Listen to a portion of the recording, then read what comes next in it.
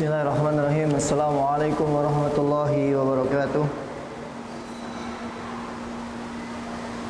Innal hamdalillah nahmaduhu wa nasta'inuhu wa nastaghfiruh. Wa na'udzu billahi min shururi anfusina wa min sayyiati a'malina. May yahdihillahu fala mudilla lahu wa may yudlil fala hadiya lahu. Ashhadu an la ilaha illallah wahdahu la syarika lahu wa ashhadu anna Muhammadan abduhu wa rasuluh. Allahumma salli wa sallim ala nabiyyina Muhammadin wa ala alihi wa ashabihi ajma'in.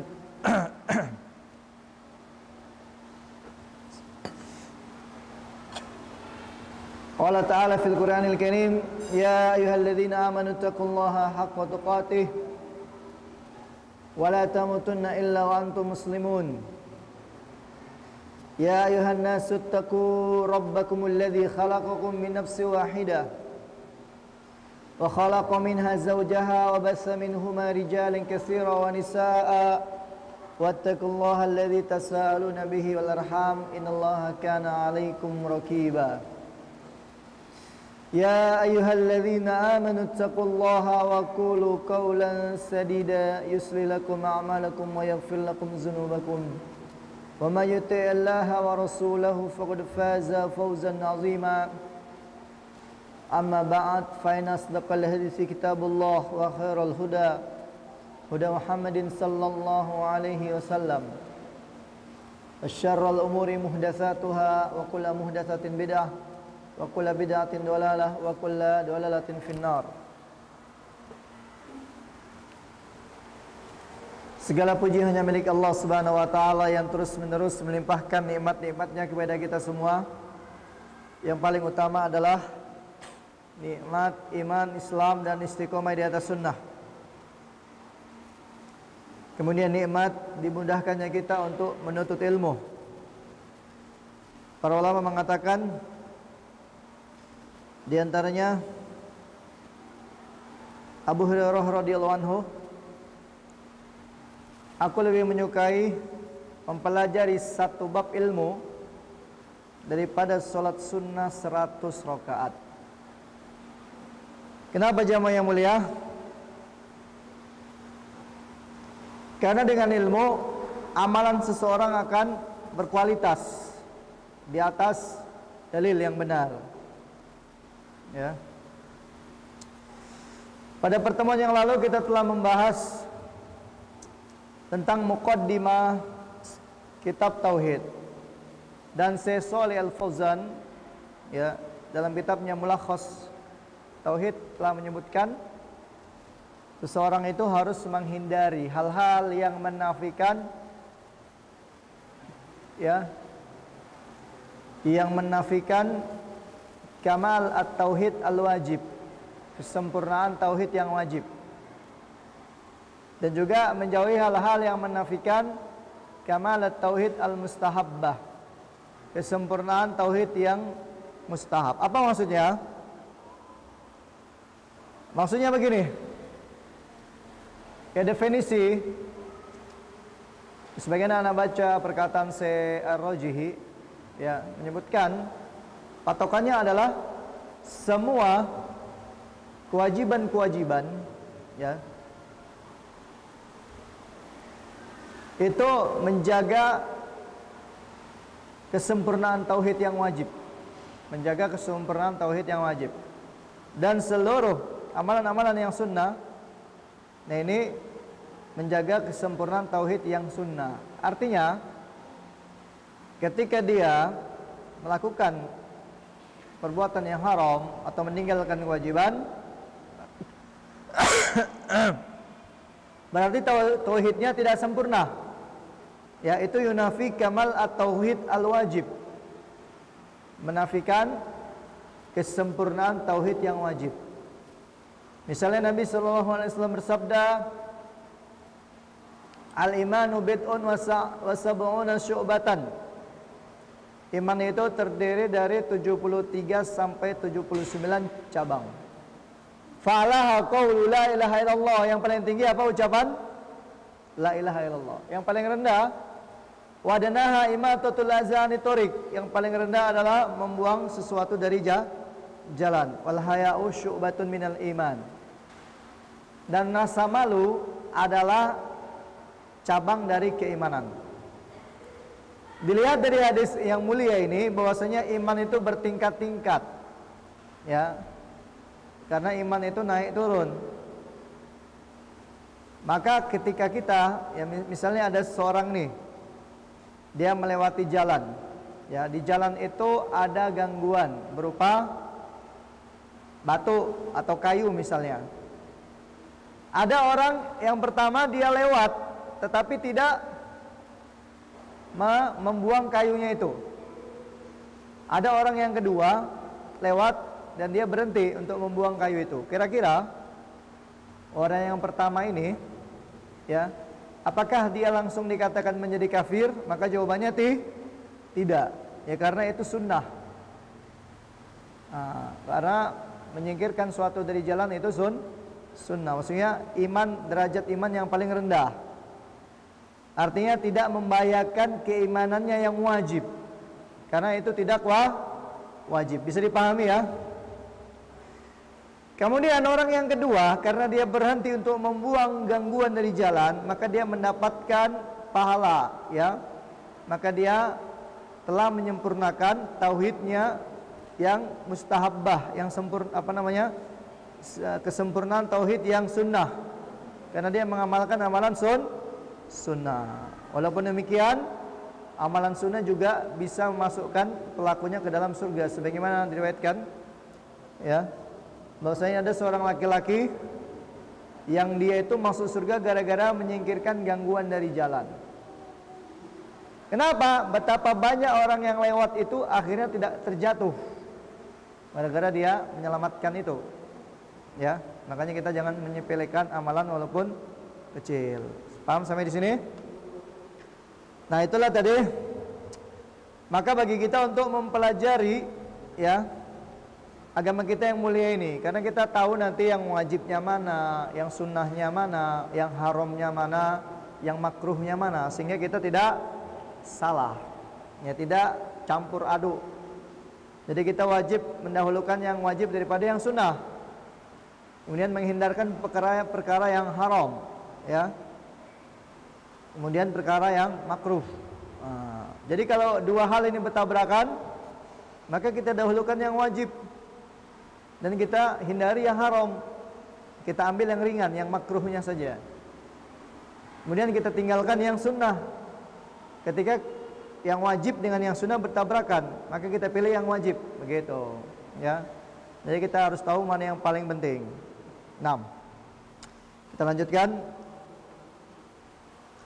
ayat yang dibawa oleh penulis. Beliau membawakan surat An-Nisa. Ini surat An-Nisa sudah kita bahas. Sekarang surat Al-An'am ayat 151. Allah berfirman, A'udzubillahi minasyaitonir rajim. Qul ta'alu atlu ma harrama rabbukum 'alaikum. Katakanlah Muhammad, ya, A'udzubillahi minasyaitonir rajim.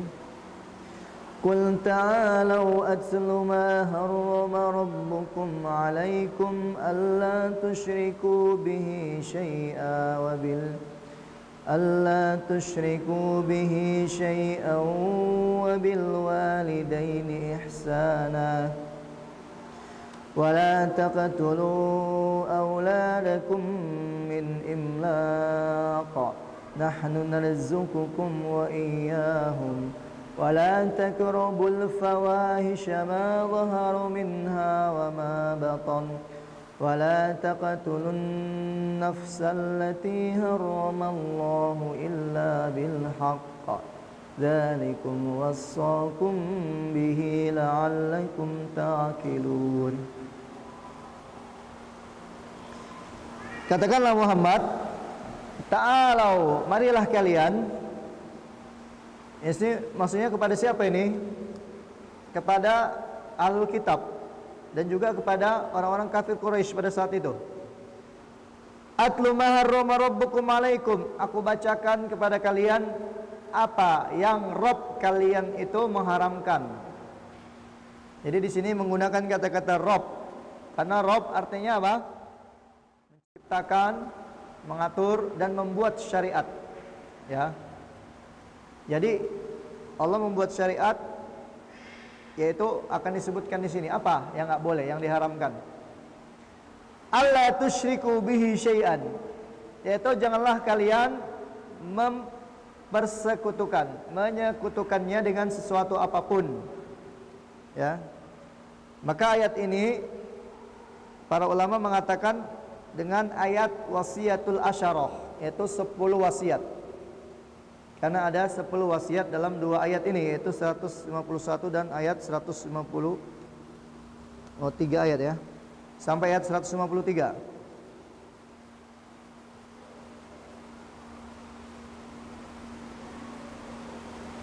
Itu yang pertama. Dari 3 ayat ini. Allah Subhanahu wa taala memerintahkan nabinya untuk berkata kepada orang-orang musyrik yang menyembah selain Allah, siapapun dia, wa harramu ma razaqahumullah. Nah ini. Kemudian kita sebutkan yang kedua, nanti kita akan bahas satu persatu secara lebih detail lagi.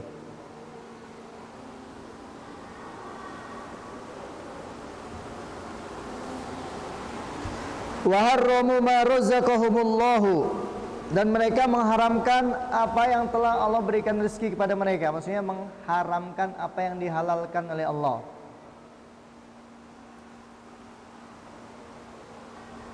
Jadi mereka sangat banyak sekali, ya, misalnya mengatakan unta anu kalau sudah umurnya 10 tahun atau sudah 10 kali beranak, seekor unta ini, maka nggak boleh dipotong, dimakan.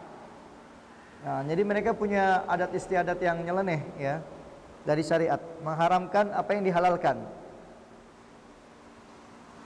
Wa qatalu auladahum taqarruban lil asnam, dan mereka membunuh anak-anak mereka untuk mendekatkan diri kepada patung-patung mereka. Jadi darahnya itu dilumurkan ke dalam patung-patung mereka, ke atas patungnya. Fa'alu zalika bi araihim wa taswili syaitani lahum. Mereka mengerjakan demikian dengan praduga, persangkaan dan godaan setan. Kemudian halummu aqussu alaikum, kemanalah kalian, aku akan mengisahkan kepada kalian apa yang diharamkan oleh yang menciptakan kalian. Jadi kalau ada katanya haram, ya,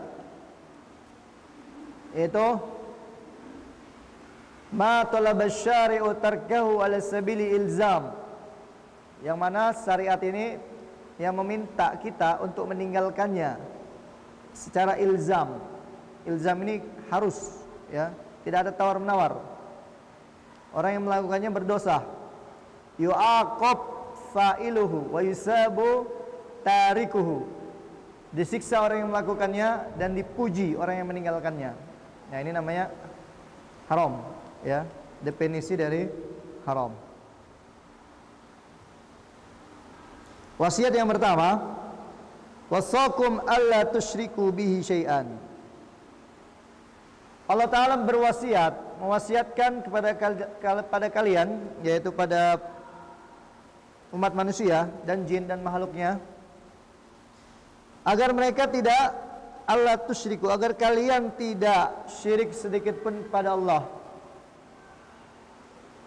Dan ini larangan ini secara umum, makanya kita harus mempelajari masalah-masalah syirik supaya kita nggak jatuh. Karena banyak orang awam nggak tahu ini syirik apa enggak. Dia suka membaca primbon, tahu primbon Pak ya?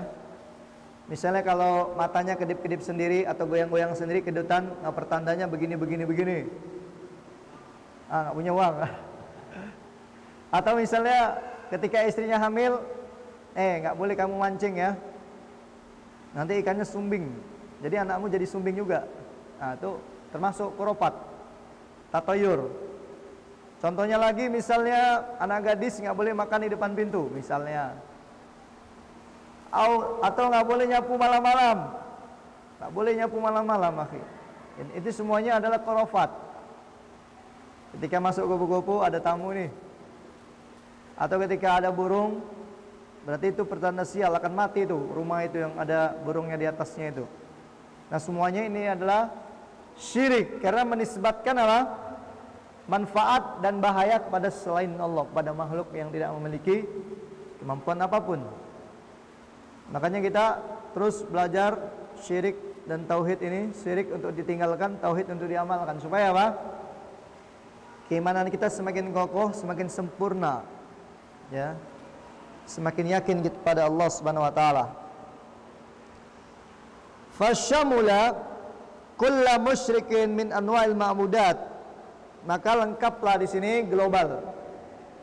Larangan kepada kesyirikan yang dilakukan oleh orang-orang musyrik dari segala bentuk peribadatan selain Allah.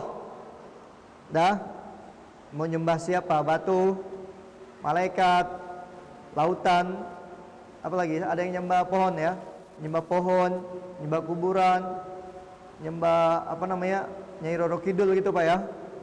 Nah itu semuanya bohong. Ini potong nih kerbau untuk siapa? Nyai Roro Kidul katanya, supaya tidak terjadi tsunami dan lain sebagainya. Ini semuanya adalah bohong, syirik akbar.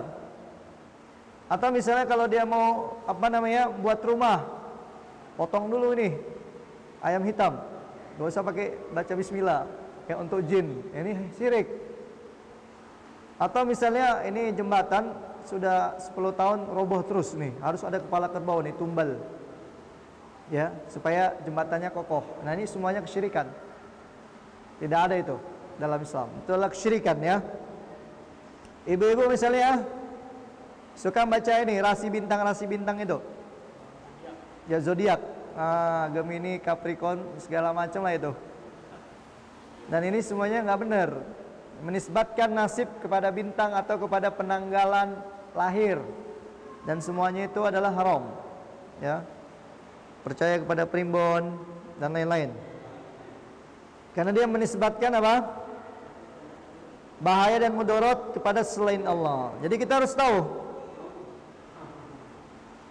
Allah Ta'ala berfirman dalam surat Fatir ayat kedua, Allah berfirman, ma yaftahillahu linnasi min rahmatin fala mumsikalaha. Apa yang Allah bukakan kepada manusia dari rahmatnya, tidak ada yang bisa menahannya. Misalnya kalau semua orang yang ada di Minhaj sini gajinya 100 juta semua satu orang karyawannya, misalnya ya. Jadi itu tidak ada yang bisa menghalangi. Atau sebaliknya, wa ma yumsik fala mursila lahu min ba'dihi. Dan apapun yang Allah tahan, ya, maka tidak ada yang bisa mengirimnya, mengutusnya. Ya, lihat, wa huwal azizul hakim. Dan Allah Maha perkasa lagi Maha bijaksana, ya. Syekh Abdurrahman As-Sa'di dalam kitab Natisur Rahman menjelaskan ayat ini, kenapa Allah menutup dengan namanya yang mulia, yaitu Al-Aziz Al-Hakim. Kenapa? Karena Allah itu memiliki sifat Al-Aziz, yaitu Maha perkasa. Allah Maha mampu untuk memberikan rezeki kepada seseorang, dan begitu pula menahan dari seseorang. Kemudian Al-Hakim, Allah Maha bijaksana. Siapa yang layak untuk dikasih rezeki? Kira-kira imannya istiqomah enggak nih? Ada orang yang dikasih kekayaan, dia lupa daratan, udah nggak mau ngaji lagi. Ya, misalnya kita ini dikasih pas-pasan rezekinya, karena Allah tahu. Misalnya kalau kita jadi orang kaya, kita mungkin udah nggak di Minhaj lagi, udah di diskotik kita, ya kan? Nauzubillah kan gitu. Ada sebaliknya, ada orang yang memang dia itu dikasih kekayaan, dia masih bisa istiqomah. Kalau dikasih kemiskinan, dia datangi dukun atau semacamnya. Jadi Allah itu Maha bijak, tahu. Ya, jadi kita itu qanaah saja, apa yang Allah kasih kita qanaah. Berapapun dikasih, yang penting cukup. Ya. Nah, jadi intinya manfaat dan bahaya itu hanya di tangan siapa? Allah. Sebagaimana dalam hadis Nabi SAW bersabda, ya, Allah Ta'ala berfirman dalam hadits qudsi, seandainya seluruh manusia yang ada di muka bumi ini ya ingin memberikan manfaat kepada antum, tidaklah mereka bisa memberikan manfaat kepada antum melainkan apa yang Allah telah tetapkan buat antum. Ya. Misalnya dokter yang paling pintar apapun, alat medis yang paling secanggih apapun untuk mengobati A, misalnya A ini sudah sakit, sudah datang malaikat maut, itu dia nggak akan bisa. Ya. Kemudian sebaliknya, apabila semua makhluk di muka bumi ini menjadi satu, mereka bersatu untuk mencelakakan seseorang, maka dia tidak akan celaka kecuali apa yang Allah sudah tetapkan ke atasnya.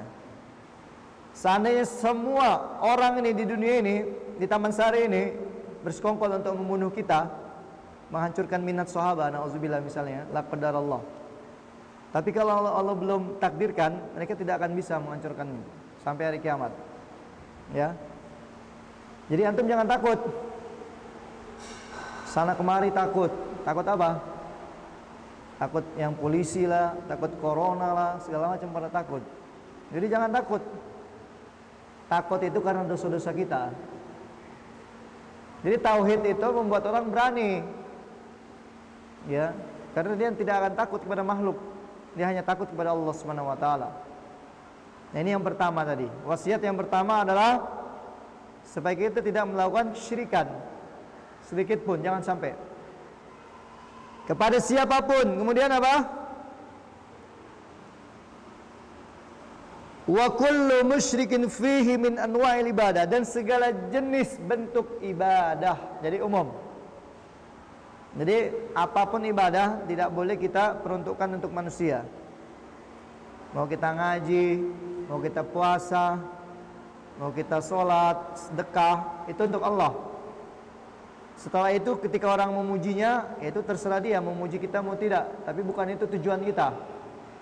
Misalnya kita sholat nih ke masjid, setelah pulang sholat ya dipuji, oh kamu masya Allah sholat 5 waktu di masjid, kamu sudah pakai jilbab, kamu sudah pakai cadar, alhamdulillah, dipuji kan. Tapi itu bukan tujuan utama. Dan jangan tinggi hati atau berkecil hati. Jangan tinggi hati ketika dipuji, jangan berkecil hati ketika dicela. Begitu. Karena tujuan kita adalah ridhonya Allah, bukan ridhonya manusia. Sanian, kemudian wasiat yang kedua dalam ayat ini, wasakum an tusinu bil walidain. Ya. Mana tadi ayatnya? Allah tusriku billahi syai'a wa bil walidaini ihsana. Yang pertama tadi, janganlah kalian menyekutukan Allah dengan sesuatu apapun. Wasiat pertama. Wasiat kedua apa? Adalah kalian berbakti kepada orang tua. Nah, inilah indahnya Islam itu. Adab kita kepada Allah diatur, adab kita sama manusia diatur. Yang paling dekat adalah orang tua. Kalau seseorang pada orang tuanya aja tidak bisa menjaga hubungannya, apalagi dengan orang lain. Orang yang paling dekat, paling sayang sama dia, dia tidak bisa membalasnya, apalagi orang lain. Ya. Tidak ada manusia yang paling sayang sama kita yang masih ada, maksudnya yang paling dekat, yaitu orang tua kita. Walaupun kita tetap ya mencintai Nabi daripada segalanya, ya Nabi SAW, syariatnya. Karena Nabi sudah meninggal, maka kita yang menjaga syariatnya. Ya, kita cinta kepada Nabi. Kemudian baru orang tua kita. Ya. Kemudian bibirrihma wa hibzihma, dengan berbakti kepada keduanya dan menjaga keduanya. Apalagi kalau keduanya sudah lanjut usia, sedang membutuhkan kita, maka kita tidak boleh menyia-nyiakan mereka berdua. Jadi ingat, kama tadinu tudan, sebagaimana kamu berbuat, seperti itulah kamu akan dibuat sama orang lain. Kalau kita ingin ya anak kita nanti akan berbakti kepada kita, Maka kita harus sekarang kita bakti pada orang tua kita.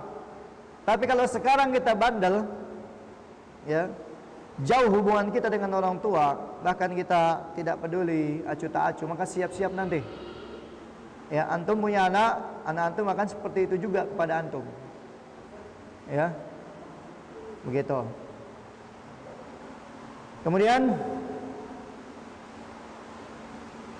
watar kita rafu'i alaihima, dan meninggalkan kesombongan kepada keduanya, merasa tinggi. Apapun jabatan kita, status kita tetap anak. Walaupun kita sudah jadi profesor, doktor, S3, mau jadi apapun tetap anak. Kepada orang tua itu tetap anak. Ya, walaupun anda menjadi polisi, nggak boleh semena-mena kepada orang tua. Ya. 6. Pada zalika, wasiat yang ketiga,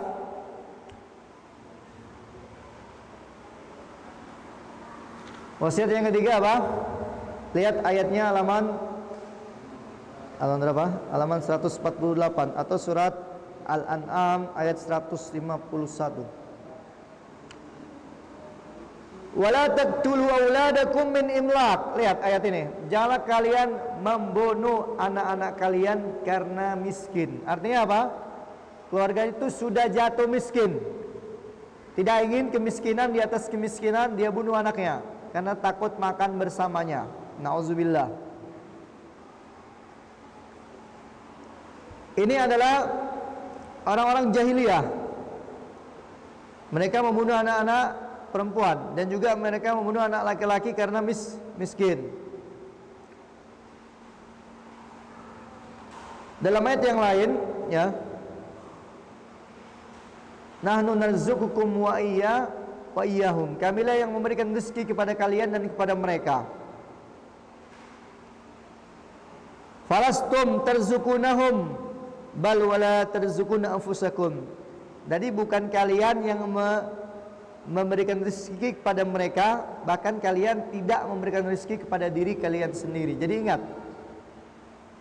Jadi kalau kita sudah dikasih anak, ya udah, terima aja, alhamdulillah. Kalau belum dikasih anak masih bisa KB, masih bisa diatur jaraknya, ya. Tapi kalau sudah hamil, tidak boleh digugurkan, haram. Ya, kalau sudah hamil nggak boleh digugurkan. Nah, sama seperti kita membunuh orang manusia, ya. Makanya kalau nggak mau hamil, ya harus hati-hati, pasang KB dan lain semacamnya, gitu ya. Ya, atau kalau nggak punya anak nggak usah nikah, gitu, ya kan? Nikah itu kan buat diantaranya tujuannya supaya ada generasi. Nah, jadi lihat, ketika Allah Subhanahu wa taala itu, ya, menciptakan atau memberikan seorang itu anak, itu sudah dijamin rezekinya. Fa ahsinut thalab, maka perbaikilah usaha. Jadi yang harus diperbaiki usaha dia, bukan anaknya yang dibunuh, ya.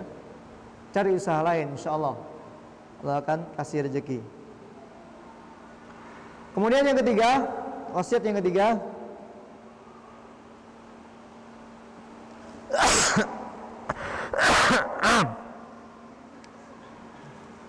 ya, nahnu narzuqukum wa iyyahum. Kamilah yang memberikan rezeki kepada kalian dan kepada mereka.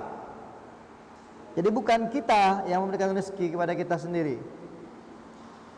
Kemudian wala taqrabul fawahisha ma zahara minha wa ma batan. Dan janganlah kalian mendekati perbuatan keji, baik yang nampak maupun yang tersembunyi. Yang tersembunyi gimana? Pakai HP sendirian dalam kamar, ya, dalam hatinya. Nah, yang nggak kelihatan. Kita lihat di sini perkataan Syekh Fauzan.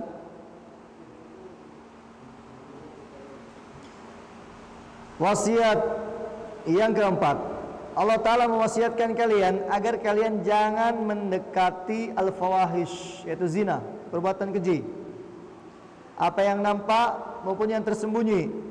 Jadi yang terang-terangan ataupun yang sembunyi. Ya, karena Allah Subhanahu wa taala Maha mengetahui. Ya'lamu kha'inatal a'yuni wa ma tukhfis sudur. Allah mengetahui mata-mata yang berkhianat dan apa yang di dalam dada. Apa itu mata yang berkhianat? Itu mata-mata yang melihat aurat-aurat yang dilarang. Ya, yang tidak boleh dilihat tapi dia dilihat. Nauzubillah.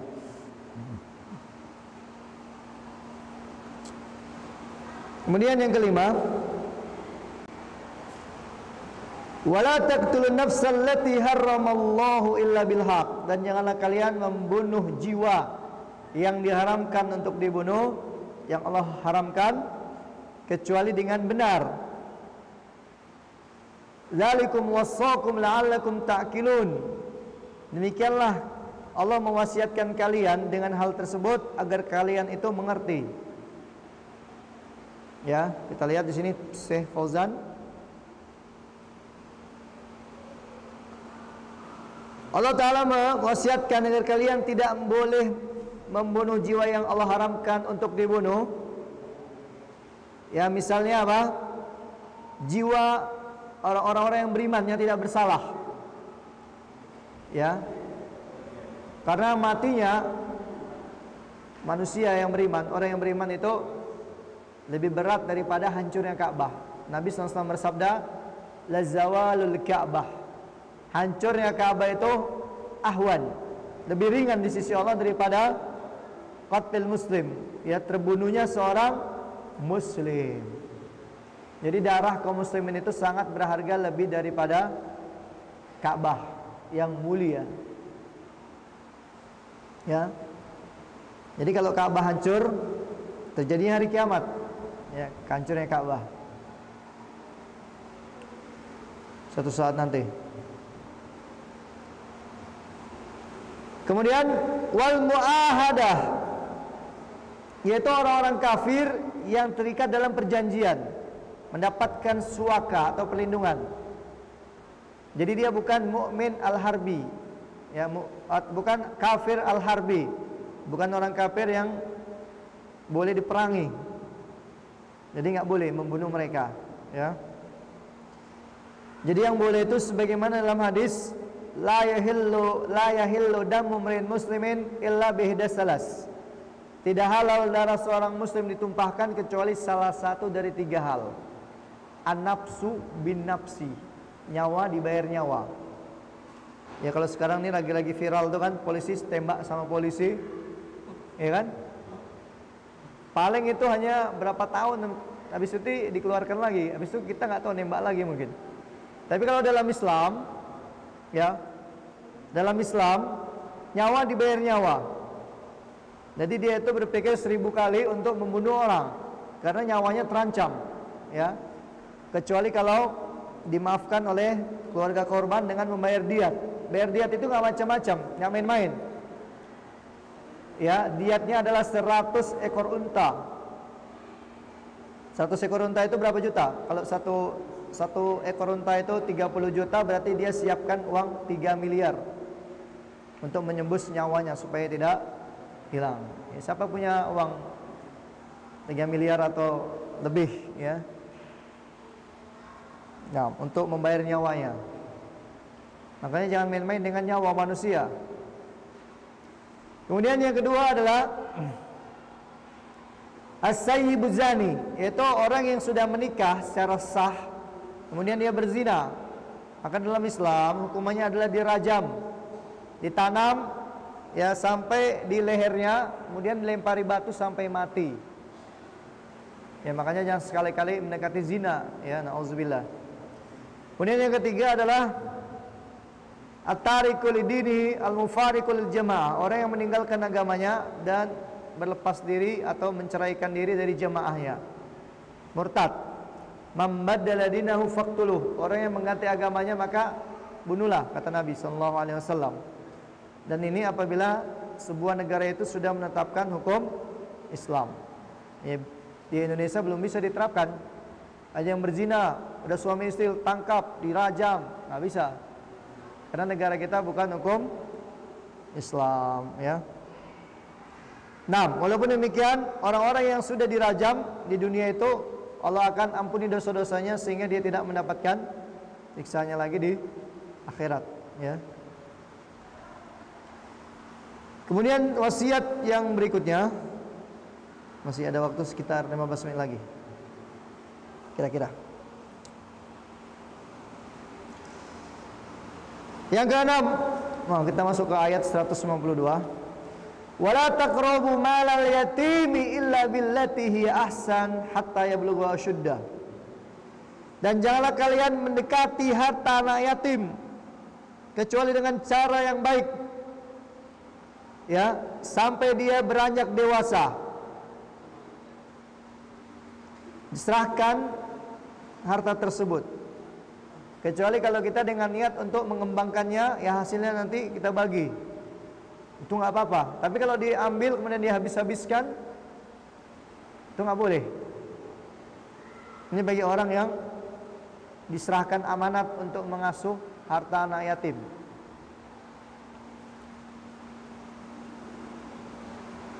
Kemudian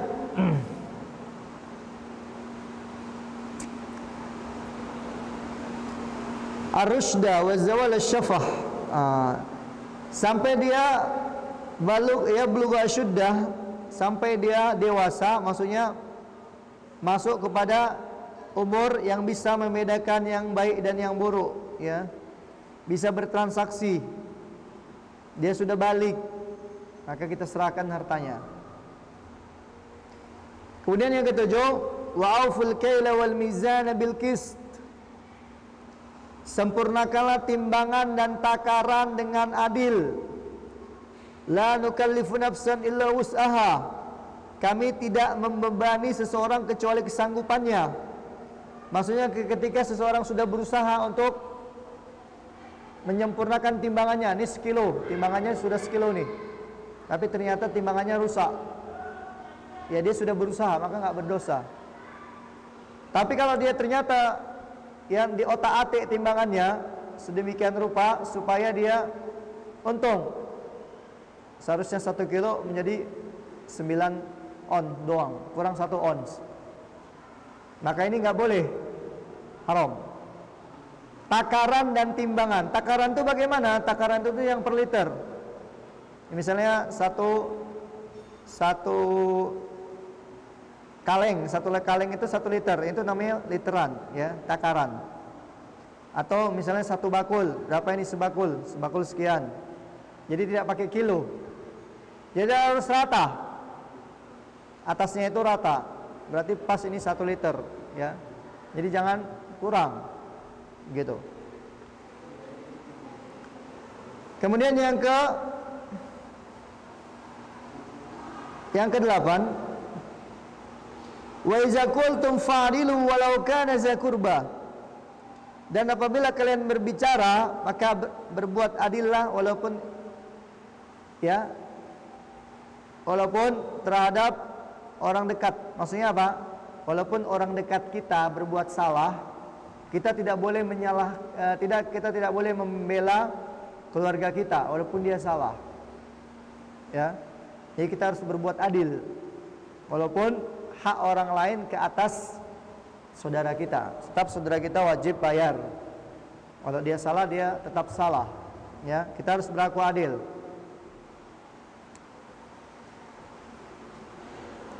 Kemudian yang ke-9, wa bi ahdillahi aufu, dan dengan perjanjian Allah tunaikanlah. Maksudnya ketika orang bersumpah atas nama Allah, tunaikanlah sumpah tersebut, ya. Ini ketika orang berbuat sesuatu kemudian dia berjanji untuk menunaikannya atas nama Allah, bersumpah.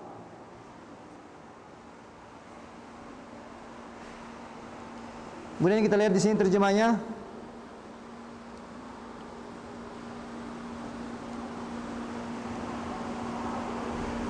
Dan penuhilah janji Allah, demikianlah Dia memerintahkan kepadamu agar kamu ingat.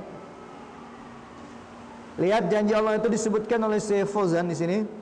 Amara bil adli fil qawli 'alal qaribi wal ba'id. Allah Ta'ala memerintahkan kepada kalian, ini yang sebelumnya, ya, wa iza qultum fa'dilu. Yang ke-9, wa bi ahdillahi aufu, wasiat yang Allah wasiatkan kepada kalian, yaitu kalian mematuhi, ya, apa yang Allah perintahkan dan meninggalkan apa yang Allah larang. dan kalian mengetahuinya dengan kitab dan sunnah nabinya sallallahu alaihi wasallam. Itu segala bentuk ahdillah di sini adalah janji Allah itu umum, ya. Segala perintah Allah kita laksanakan dan seluruh larangan Allah kita jauhi. Kemudian wasiat yang terakhir, yang ke-10, wa anna hadza sirati mustaqiman fattabi'uh. Dan inilah sesungguhnya, inilah jalanku yang lurus, maka ikutilah jalanku itu, ikutilah dia. Wala tattabi'us subula fatafarraqu bikum an sabilih. Janganlah kalian mengikuti jalan-jalan yang lain yang beraikan kalian dari jalannya. Jadi Nabi SAW pernah membuat satu garis, ya, kemudian membuat garis-garis di samping-sampingnya. Lalu Nabi bersabda, inilah garis lurus ini kepada Allah. Sedangkan yang di samping-sampingnya itu adalah ke neraka. Yang setiap garis yang ke samping-samping itu ada setan yang menyeru kepadanya. Hadis ini menjelaskan bahwasanya jalan selamat itu cuma satu, jalannya para sahabat. Tapi jalan kesesatan itu banyak. Jalan kesesatan itu apa? Banyak yang berbuat kesyirikan begini. Tapi tauhid itu ya satu. Islam itu satu. Ya, agama yang diterima oleh Allah itu satu, hanya Islam. Agama yang sesat banyak. Kanan kirinya itu banyak. Ya. Buddha, Hindu, Kristen, Konghucu, ateis, komunis dan lain-lain sebagainya. Kemudian kenapa ayat ini dibawakan oleh penulis?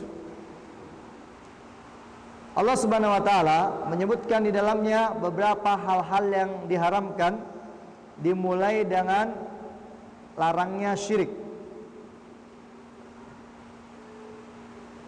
Kemudian larangan syirik ini konsekuensinya adalah perintah untuk bertauhid. Perintah untuk bertauhid. Dan inilah tauhid itu adalah kewajiban yang paling wajib, dan kesyirikan adalah ya sesuatu keharaman yang paling haram, yang paling besar. Kemudian kita sebutkan faedah dari ayat ini sebelum kita tutup. Syekh Fauzan menyebutkan ada 8 faedah dari ayat ini. Yang pertama, anna syirka azamul muharramat wa anna tauhida aujabul wajibat. Sesungguhnya kesyirikan adalah keharaman yang paling dahsyat, paling besar, ya, mengeluarkan pelakunya dari Islam, kekal dalam neraka dan lain-lain, banyak sekali. Kemudian tauhid adalah kewajiban yang paling pokok. Makanya pertama kali kita belajar itu tauhid dulu. Kemudian yang kedua, izamu haqqil walidain, besarnya hak seorang tua, besarnya hak kedua orang tua.